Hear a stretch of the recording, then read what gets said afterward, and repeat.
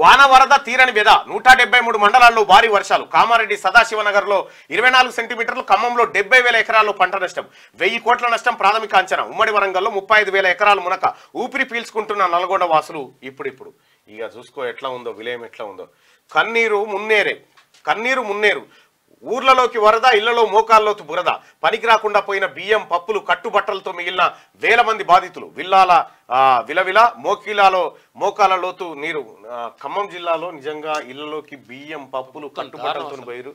నేను కూడా రిక్వెస్ట్ చేస్తా ఉన్నా, మా తీర్మార్మలన టీం రాష్ట్ర అధ్యక్షుడు రజనీకి రిక్వెస్ట్ చేస్తా ఉన్నా, వెంటనే వాళ్ళకి బాధితులు ఎవరైతే ఉన్నారో వాళ్ళకి సహాయ చర్యల కోసం ఒక సపరేట్ బృందాన్ని పంపిస్తారా, మరి ఉన్న వాళ్ళని అక్కడ మొబిలైజ్ చేస్తారా, ఎట్లా చేస్తారా అనేది చేసి వాళ్ళకు కనీసం 2 పూటల తిండి పెట్టి ఏర్పాటు చేయాల్సిందిగా నేను రిక్వెస్ట్ చేస్తా ఉన్నా. ఒకసారి రజనీకి ఫోన్ కలుపు.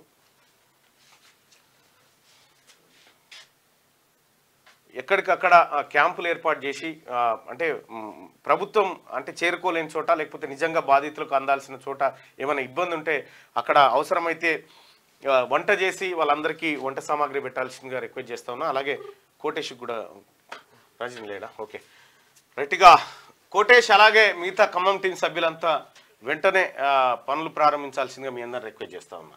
ఇక విలవిల మోకిలాలో మోకాలి లోతు నీళ్లు. 212 విల్లాలకు దారులు బంద్ అయిపోయినాయట. ఇక్కడనేమో ఇల్లు గతి లేని వల్ల ఇంట్లో వాన జ్వరబడ్డది. ఈడ వాస్తవానికి ఈ మోకిలాలో కూడా ఈ 7-8 కోట్లు పెట్టి విల్లాలు కొన్న పరిస్థితి కూడా గట్లే. సంపన్నులు బాగా విలవిల మోకిలాలో మోకాల్లో నీళ్లు. 212 విల్లాలకు దారులు బంద్ అయిపోయినాయి. అంటువ్యాధుల ముప్పు. వర్షాలు వరదల తర్వాత విజృంభించే ప్రమాదం. గుడ్ మార్నింగ్ అన్న మాట్లాడతారు. Rajani good morning. ఇప్పుడు ఈ వాస్తవానికి వాళ్ళ వార్తలు చూస్తూ ఉంటే ఖమ్మం జిల్లాలో ముఖ్యంగా ఈ మున్నేరు బాగున్నటువంటి ప్రాంతంతో పాటు మహబాద్ ఈ చోట్ల మొత్తం ఇళ్లలోకి వాటర్ వచ్చేసి జ్వరబడిపోయి తినే వస్తువుల కాడి నుంచి మొత్తం ఖరాబ్ అయిపోయినటువంటి పరిస్థితి. మీరు ఆంధ్రజ్యోతిలో ఉన్నటువంటి ఫోటోలు కూడా చూడవచ్చు. ఆ పరిస్థితి చూస్తూ ఉంటే హృదయ విదారకంగా ఉంది. మీరు తక్షణమే రిక్వెస్ట్ ఏంటంటే ఇటు ఖమ్మము, ఇటు మహబాదు ఈ ప్రాంతాల్లో ఎక్కడైతే నిజంగా కనీస అవసరాలు ఉంటాయో వాళ్ళకు ఎప్పుడు ఒక పూట తిండి పెట్టగలుగుతామో దయచేసి మీరు ఆలోచించండి. ఒకసారి ఖమ్మం వాళ్ళతో కూడా మాట్లాడి, నేను కూడా వరంగల్ ఇప్పుడు మహబాద్కి వస్తా ఉన్నా. సో తప్పకుండా మన వాళ్ళందరూ కూడా నిన్న అలర్ట్ చేసినాము. సో టీమ్స్ అన్ని కూడా కార్యక్రమాలు ఉన్నాయి. వాస్తవానికి కూడా మనం ఎవరం కూడా ఇళ్ల నుంచి బయటకు వెళ్లే పరిస్థితి లేదు.